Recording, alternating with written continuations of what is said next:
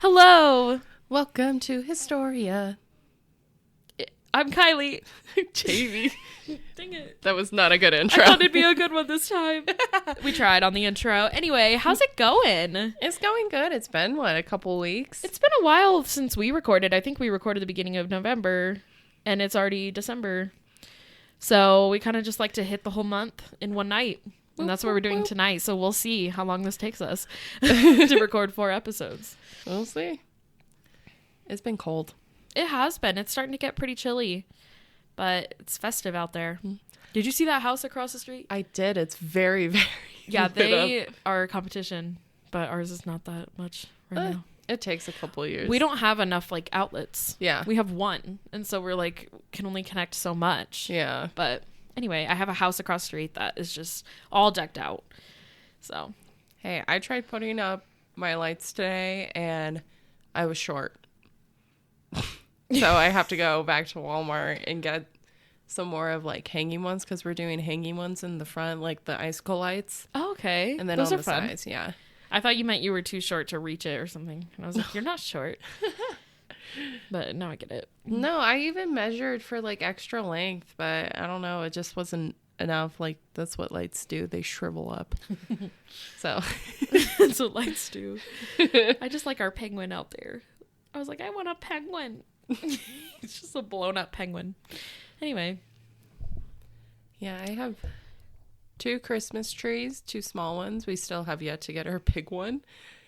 I don't know when that's going to happen, because hopefully tomorrow.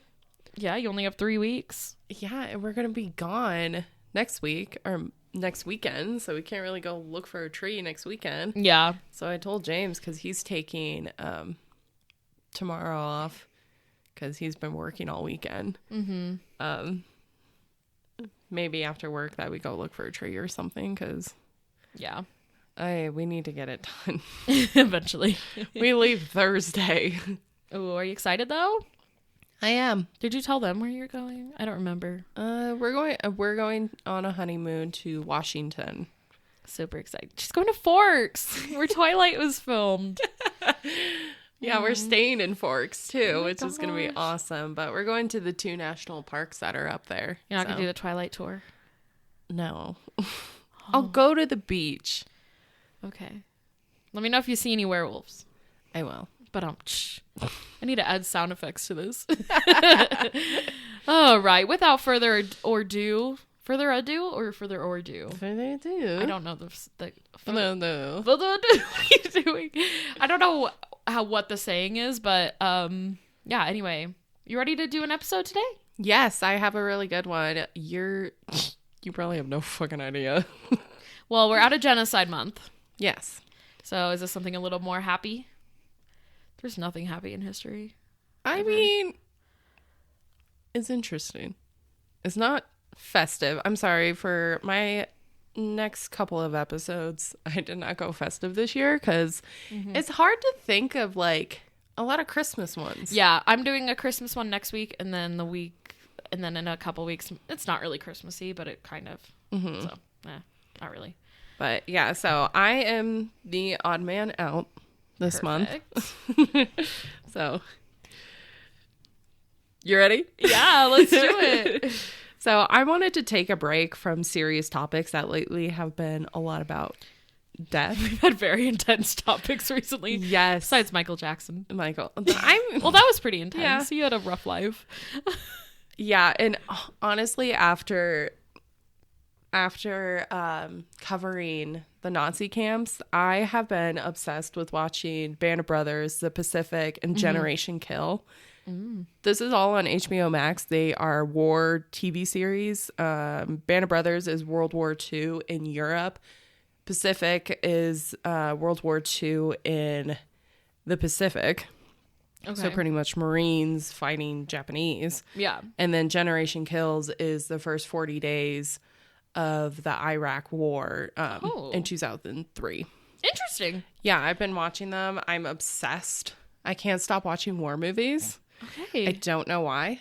This Love is that. not a war topic. I just am making a comment. They're really good. We actually, James and I went and saw a Korean War movie called Devotion. It is so good. I highly recommend it. It is about a black pilot and a white pilot in World War II. And his name is James Brown. Is it like based off a true story? Yes. Is it in the theater? Yes. Okay, cool. So I highly recommend it. It is so good because there's not a lot of movies about the Korean War. Yeah, there's not. It's literally called the Forgotten War. Oh. And it's just as brutal as all of the other wars. It's like you would never think, but yeah. It wasn't as, I guess, political in the sense of like Vietnam was, but it's just as crazy because that's how like freaking communism really formed was the Korean War, and you see the split between North and South Korea. Okay. So yeah, that was super good. Highly recommend it. Love those movies. Awesome. But you're not doing war today. No, I am doing a topic that has death involved, but is also mysterious. Ooh, mystery? Yes. Is it unsolved? No. Okay, It's good. not that kind of mystery. Oh, okay. Oh, God. You're confused, and I get it. So I wanted to dive into a topic that I have always been curious about, especially this specific topic, and decided that I didn't want to wait. All right. Yeah. So we have discussed previously about doing different types of series on this podcast. And I, once again, am wanting to start another one. Okay. So this might help you in the long run. Okay, good to know, because I have been at a loss for Yeah. ideas.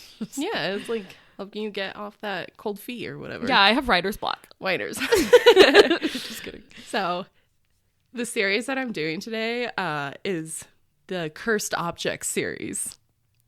What? Yeah. So I actually got inspired by you when you talked about Annabelle. So you technically started the Cursed Objects series. Oh. So- Oh, okay. Yeah, so I knew that. I knew I was doing that. I'm just kidding. Okay, now I get what you mean. At first I was so confused. Yeah. Oh. Okay. There's so many cursed Oh my objects in God, history. I like. Yeah. So like cursed, quote unquote. We need to make a list of all of our what's it called, series topics. Yeah. And then I could just do a randomizer. Like, which one am I gonna do this week? Exactly. That would be cool. There's so many different series that we can just spin-offs and stuff like that Yeah, to do. gives ideas. Exactly. Like that's what I was doing. It was like I wanted to do a refresher from those bigger topics and just let's start a new series or let's continue another series. Okay, have fun. What cursed Yeah. object are you doing today? So I am doing a specific cursed piece of jewelry. What? Yeah. Oh. I'm going to be talking about the Hope Diamond. Okay, never heard of this one. Really? I haven't. What? No, I haven't. Oh my gosh, you're kidding me. If you saw a picture, okay, I'm The going to Hope show you. Diamond. I'm going to show you Is a this picture. a thing people know about? It's in the Smithsonian. Oh, okay. It is one of the most famous pieces of jewelry on the planet. It's a diamond, but it's set into jewelry. I'm going to show you a picture right now, and you're going to know exactly. Am I the only one who doesn't know what this is? If you see it, you know it. I don't know. I've never heard. I didn't even know jewelry could be cursed. I mean, it makes sense if someone dies wearing it, but I mean, it's a lot more. a lot more. The Hope Diamond. Okay. You're telling me I've seen that Yeah. before. I don't know where, but I've seen it. Exactly. And then it pulls up all these. You're gonna get diamond ring ads for the next 2 months because you looked this up. Trust me, I've been getting a bunch of shit like that. Well, I'm excited to hear about this because I literally have never heard of it. So it has quite the history and a name for itself, for sure. It's wild. All So right. I got my sources from quite a lot of places this week because there's just so much off going on it. So I got information from the Smithsonian website because it's located there, PBS, and also a website called Only Natural Diamonds. So it had a lot of rich history of of course they're like, oh, it's not cursed, da da da, and I'm like, we'll see.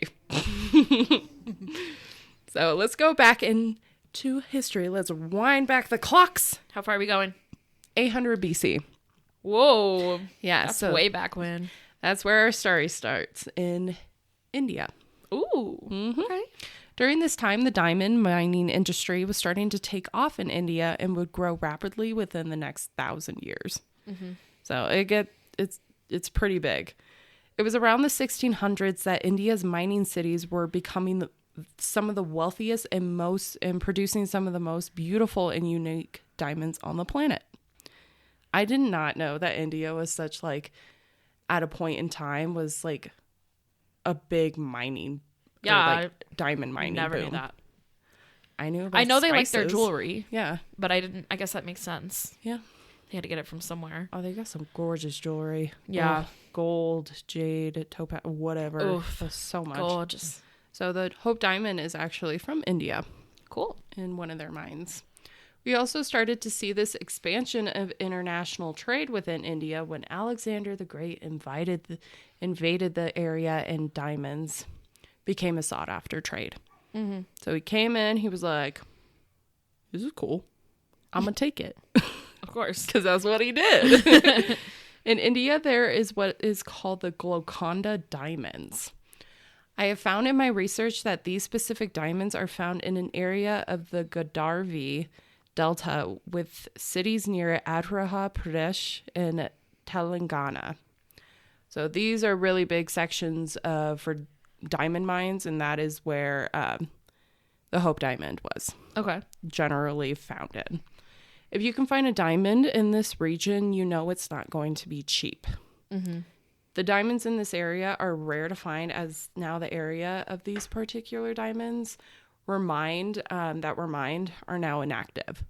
They completely gutted them dry. Oh, wow. So if you're finding a diamond from this area, they're going to be worth a lot of money. You can quit your job right then and there. Pretty much. So the reason for these diamonds being so rare now is due to the high demand for diamonds in the 16 to 1800s that it completely depleted the Indian diamond mines. The Hope Diamond is not only being famous for its story, it's also a rare piece of jewelry because of its unique features that made it so sought after in the first place. The Hope Diamond is like none other. It's not your typical diamond. It was massive. To understand what this diamond is, you must know what made it so attractive in the first place. The Hope Diamond is different from most, as we see from its shape, color, and size. The weight of this diamond is 45.52 carats. Ooh. Yeah, this is a massive diamond. Yeah, it is. It's huge. It was like that big at one point. Oh my god. Yeah, like look at this little tiny diamond I have on mine. Yeah. Compared to that. Ah! Yeah. That'd be wild. It's crazy how expensive. Oy. So, the dimensions on the diamond itself are 25.60 millimeters in length, 21.78 millimeters in width, and 12 millimeters in depth. Originally, this diamond did not have the shape that it does now. The very pretty, whatever shape that it's in the necklace, it did not look it was just like a big clump. But over time and through its owners, the diamond would be cut down and shaped to its size now. The original weight of the diamond was 115 carats. Wow. Yeah. It was shaved down a lot. But I mean, like, if you want that good looking shape, you're gonna have to. Yeah. Wow. That's a lot wasted. That is. Oh my god. Now, the diamond and what it's made of makes it the rare diamond that it is now. The blue color of the diamond is due to the boron that is in the diamond mixed with the nitrogen and carbon atoms. It is a pretty color. It looks like a sapphire. I thought it was purple. You showed me. I might have just already forgot, but No, it's like a sapphire blue. But it's not a sapphire, it's a diamond. Wow. Yeah, so it makes it definitely a lot more rare. A diamond this color and the size is exceptionally rare, making the Hope Diamond even more sought after. Another unique quality of the diamond that helps jewelers know if the diamond is real or fake, they do this to this day, is checking the phosphorance that the diamond gives off under UV light. So if it's real, it will give off like a red color, which is wild to me. I don't understand that. That's crazy. I don't get science. But yeah, the Hope Diamond, I saw a picture when I was doing my research. This thing glows. Whoa. It glows red. It's like, bitch, I'm real. Get like out Rudolph's of here. nose. Literally. Literally. This thing is This is the Rudolph of diamonds. The Rudolph of diamonds. TM. Like every diamond, there is a specific cup for the Hope Diamond. The diamond has like a cushion shape.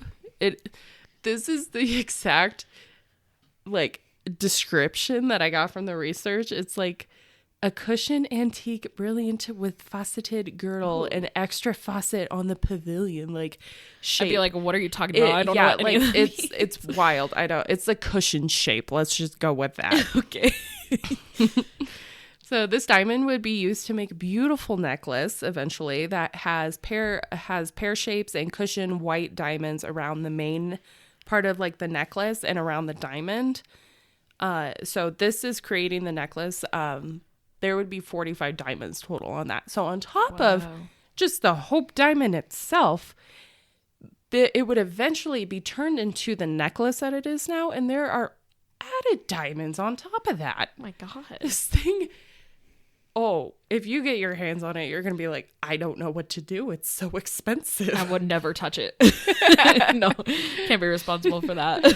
Yeah, it is a beautiful piece of jewelry, though. I would be so scared to wear it. I would just be No, like, I'd never. I gotta walk slowly. I would never touch it. I'd never wear it. That'd be so stressful. Imagine it like getting stuck on you. Oh my God.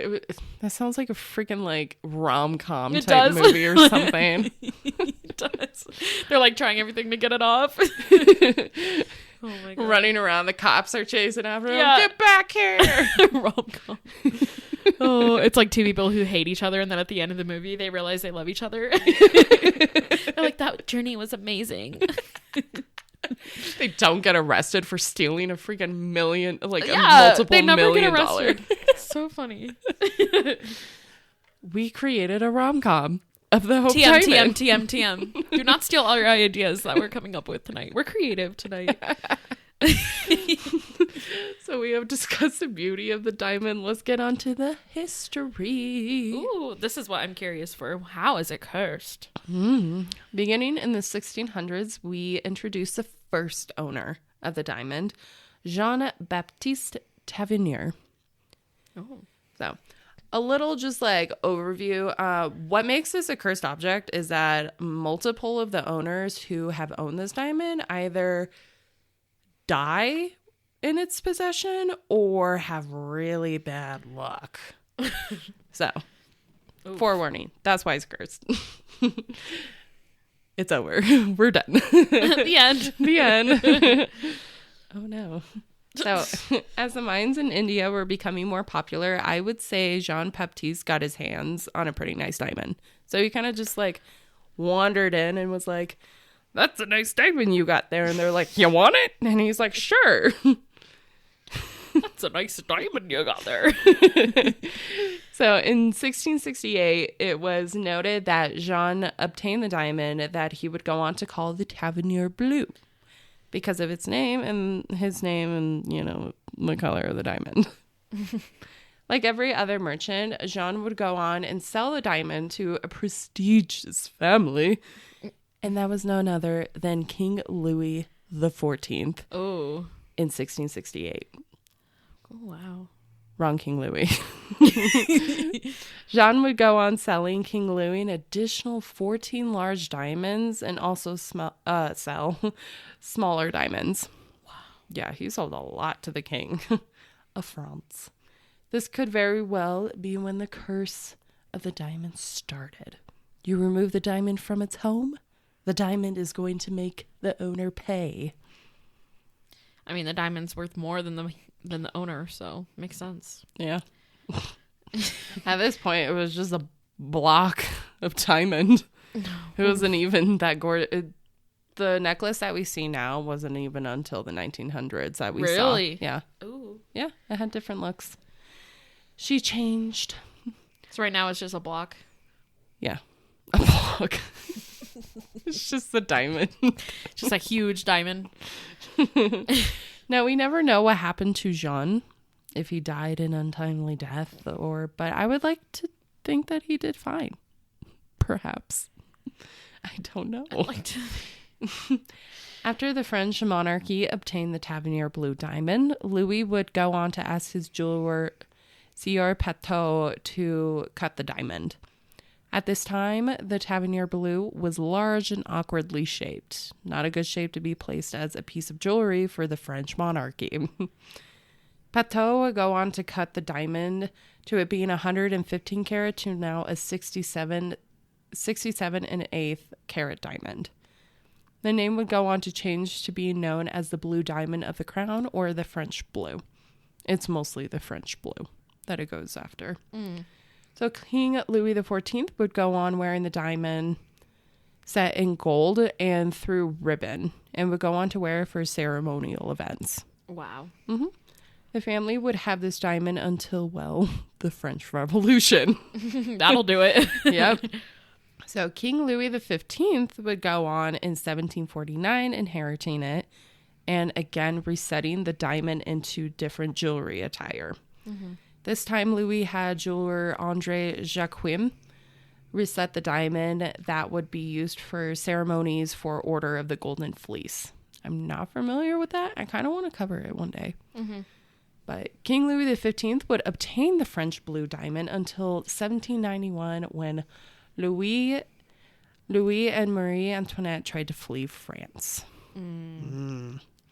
All jewelry that the family owned would be taken away, but with the revolution in full gear, looters made their way into the castle and stealed as much as they could.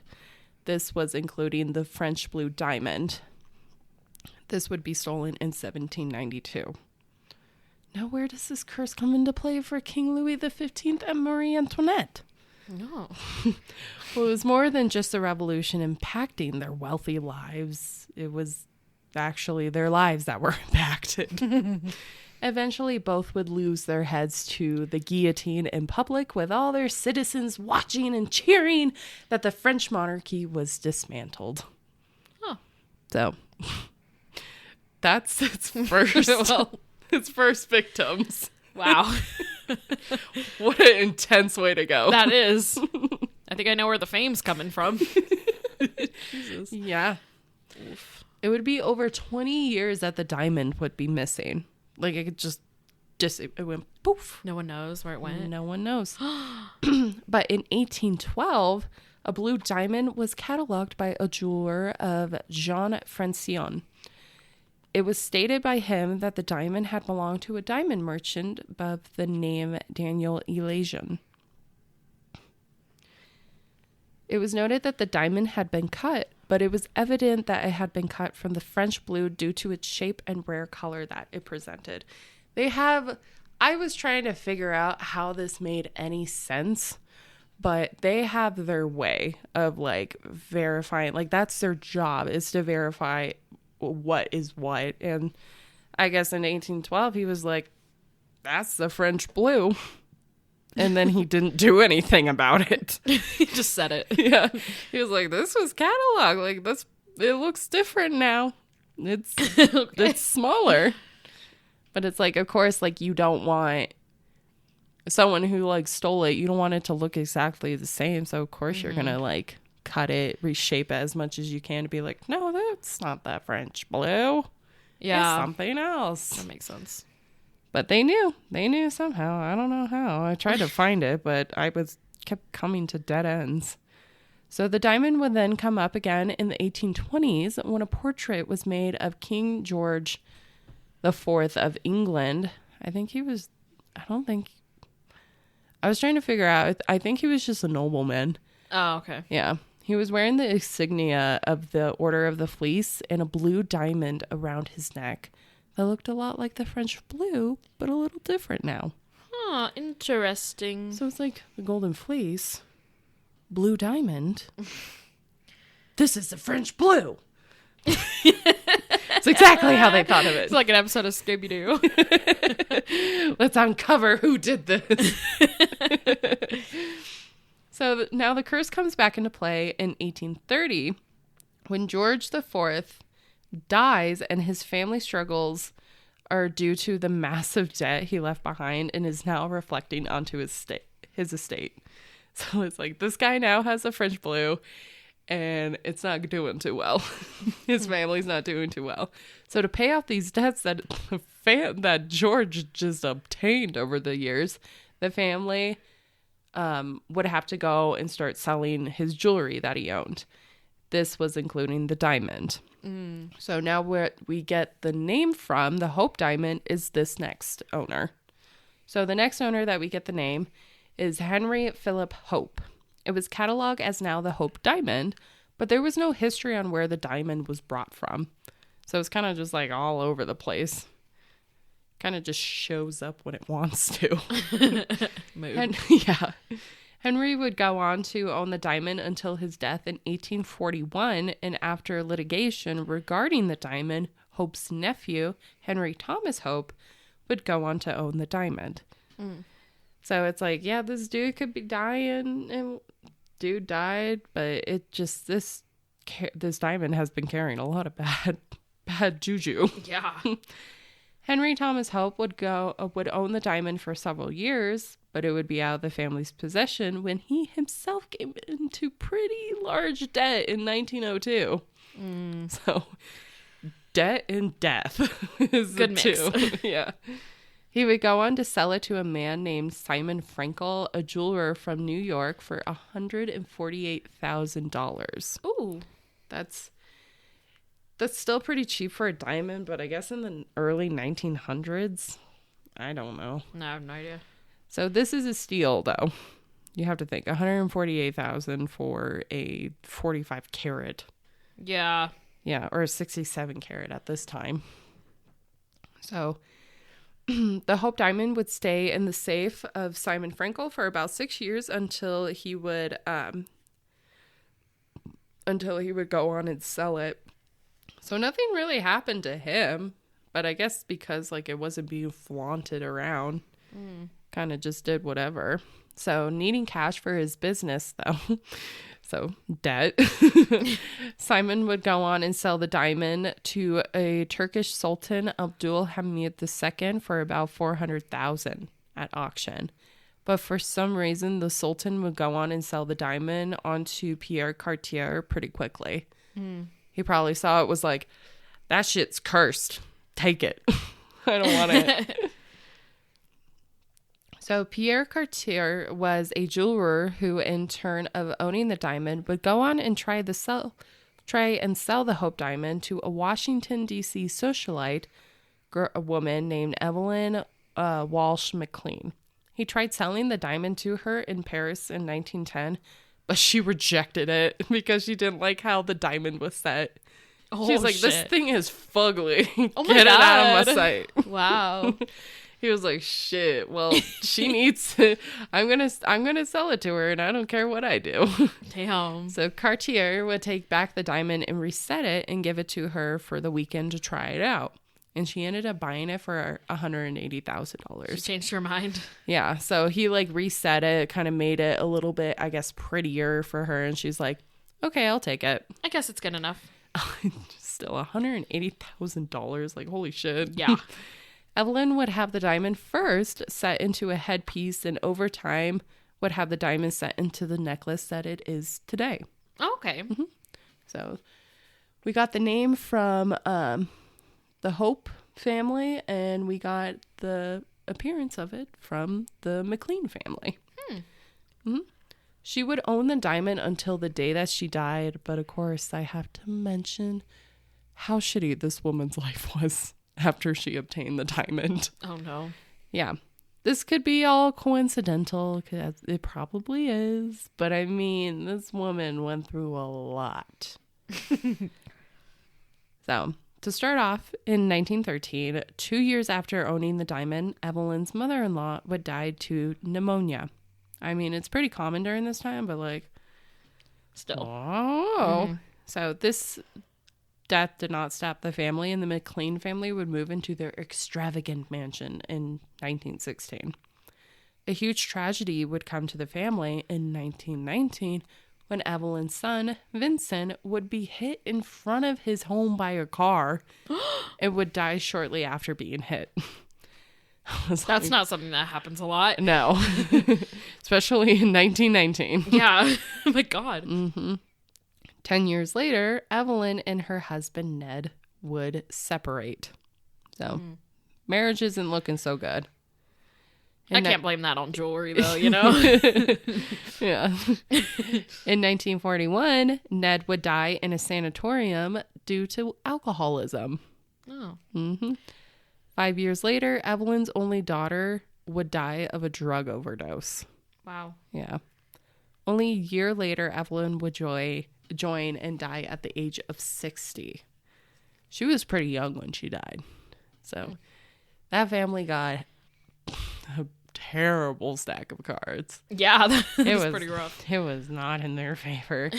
So about 2 years later, Evelyn's jewelry would be sold at her estate sale to Harry Winston.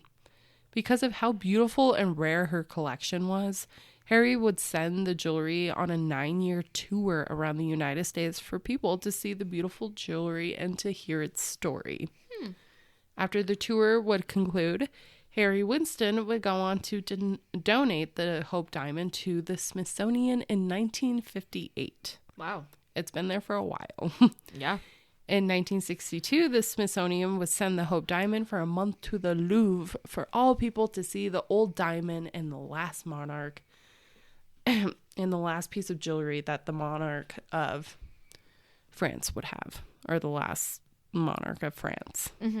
So, of course, people probably lost their shit when they heard that the Hope Diamond that was owned by Louis the 15th Oh, yeah. was coming to the Louvre. They were probably like, no freaking way. We have to see this French Revolution shit. Like, this was his prized possession. And this, we have to. In 1965, the Hope Diamond would be exhibited in South Africa at the Rand Easter Show. After many years of being shown, the Hope Diamond would get its eventual home that it now stays in the Smithsonian. The Hope Diamond, if you want to see it, is in the Harry Winston Room in the Hall of Geology, Gems, and Minerals. As a final note about this great diamond, we must discuss its value. Ooh. The Hope Diamond is magnificent, just as the diamond itself, but after Evelyn owning it and adding the other diamonds to make the necklace, you better believe it's got its price. It's no longer $180,000. 180 million? Is that too much? It is roughly worth $200 to $300 million. Oh, Yeah. Wow. It is expensive. Dang. I don't think it will sell anytime soon, as No. it is loaned to the Smithsonian. But if you have that kind of money and you want to risk your luck, you may have a chance to obtain the diamond. Just Wow. know you might go into debt just buying it. Yeah. You might. This diamond is unique in many ways, from how it's made to its coloration and even its story. It may be cursed because of all the unfortunate circumstances from its previous owners, or it's just all coincidental. But I would like to think it's cursed. Yeah.